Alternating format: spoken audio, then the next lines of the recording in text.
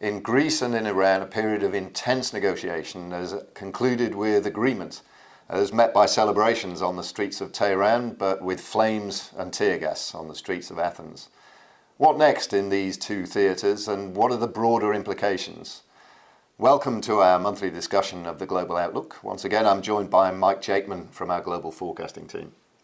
Mike, before agreement was reached, we were forecasting the likelihood of an exit of Greece from the eurozone. Now that all is sweetness and light in the eurozone and in Greece, what's our forecast? We've made a little shift. Previously, we said that the chances of Greece leaving the eurozone in the next 3 months were 60%. We now think the likelihood of Greece leaving the eurozone in the next 5 years is 50%. So we've pushed it out from a short-term scenario to a medium-term one. But we still think it's more likely than not that over that period, Greece will leave the eurozone. Yes, we do. And there are 3 reasons for that. Okay. The first one is about Greek politics. We saw last night that Alexis Tsipras managed to get the support of enough Greek MPs to pass the first stage of the legislation that he needs. However, there was a substantial rebellion from within his Syriza government. So at the very least, he's going to need a reshuffle. At the worst, we're going to see fresh elections, and there's no guarantee, of course, that the government that's elected would support the deal. Next, there's the issue about the political relationships within the eurozone itself. Germany used up an enormous amount of political capital to pass this deal, and I think it's fair to say it's going to take a while for some of those ties that were so frayed during those 17 or 18 hours of negotiations to be repaired again. And then lastly, there's the difficulty of actually implementing this incredibly stringent plan that Tsipras has been landed with as a result of his own heavy-handed negotiation strategy. So whether or not this hits a bump in the road, I mean, if the eurozone was to suffer another cyclical downturn in the next 2 or 3 years, that would make what's already very difficult even harder for Greece. So if you put those 3 things together, to me it actually feels quite unlikely that we're actually going to see Greece survive in the eurozone, at least sort of in the period to 2019. So we're holding that forecast, but we've pushed it out to the medium term now. Okay, you've touched on the seriousness of the reforms that are being required of Greece.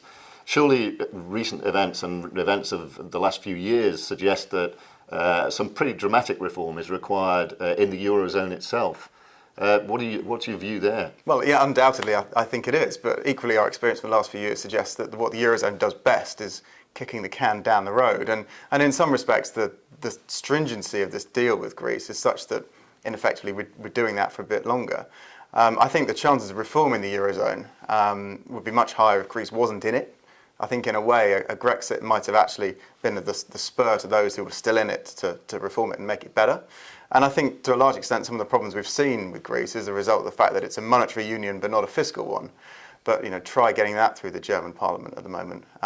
So no, I don't think we're going to see a huge reform of the eurozone. It's going to be enough of a distraction to make sure this current deal with Greece gets through, rather than to try and change the structure of the eurozone itself. Right. Which seems pretty much par for the course for the way things have developed in the eurozone since the credit crunch.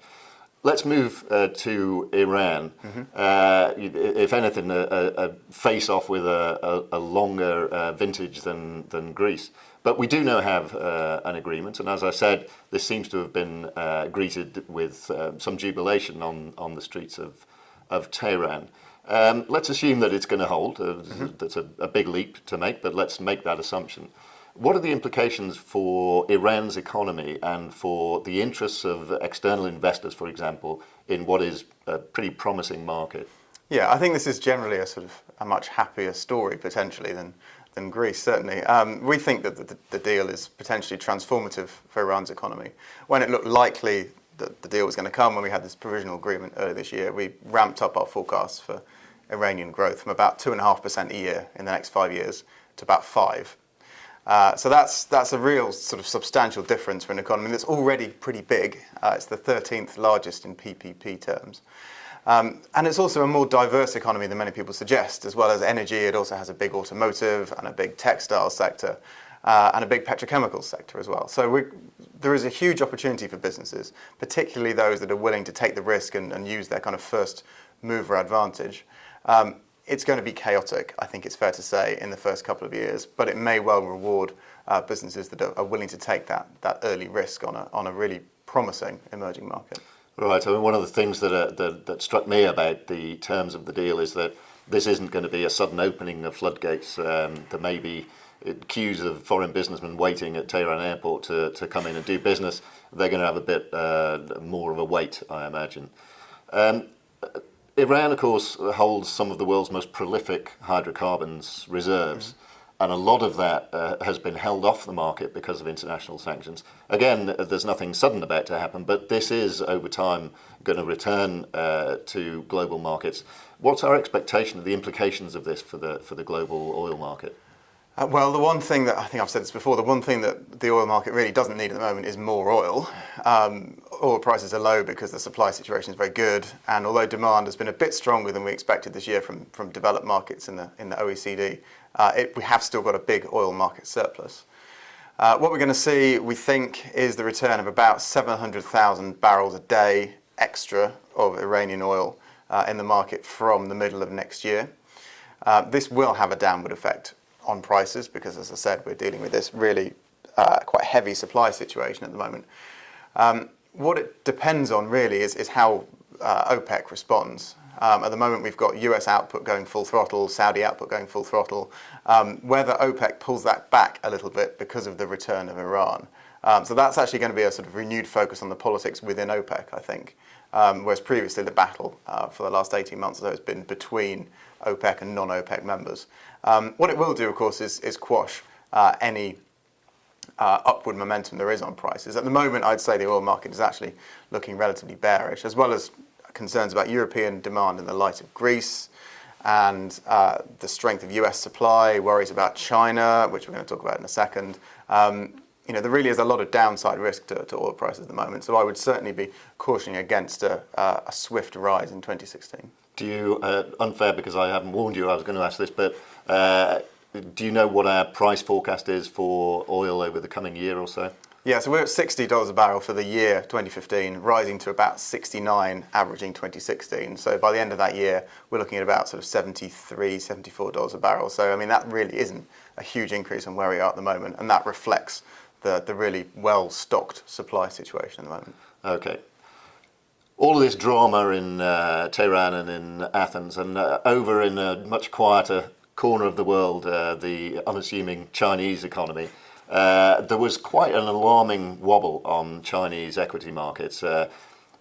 Equities dropped by about 30% at one point in the course of a couple of months, and some major titles were withdrawn from trading.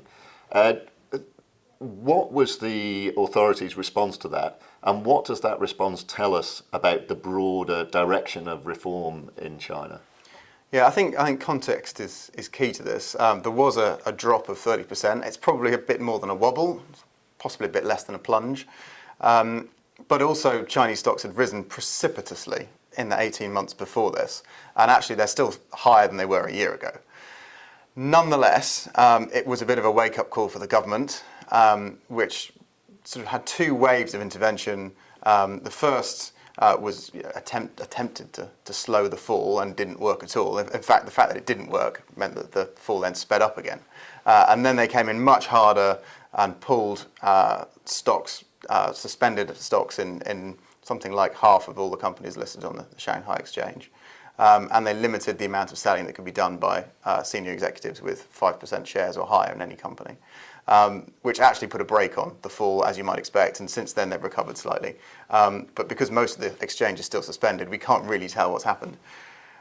In fact, I would argue far more significant than the fall, or indeed the rise before it, because the effects between the stock market and the real economy are quite limited, is the heavy-handedness of the government's response.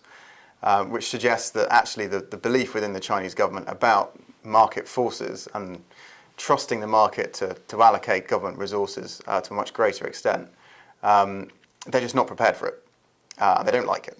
And as a result, this worries us a little bit because previously they'd talked a lot about allowing the market to play a greater role in the Chinese economy, and that was behind some of our growth forecasts, which we've trimmed for 2017 to 19 a little bit to reflect the fact that we actually think they're going to be a lot less brave in rolling some of this out as a result of the fall. So actually I'd argue that although we should see some limited pass-through from the fall because lots of individual Chinese hold small accounts on the stock market, and perhaps their confidence will be hit. The more significant effect of this is what it's going to do to Chinese government policy in the medium to long term. And we think they're going to be a lot more hesitant in allowing market forces to determine the direction of the economy, which for us at least, we think is a shame. Thank you, Mike. These are some of the highlights of our global outlook for this month, but there's a lot more on our website. And please do follow Mike and I on Twitter to keep up with our thinking as events develop over time. Above all, thank you once again for joining us, and see you again next month.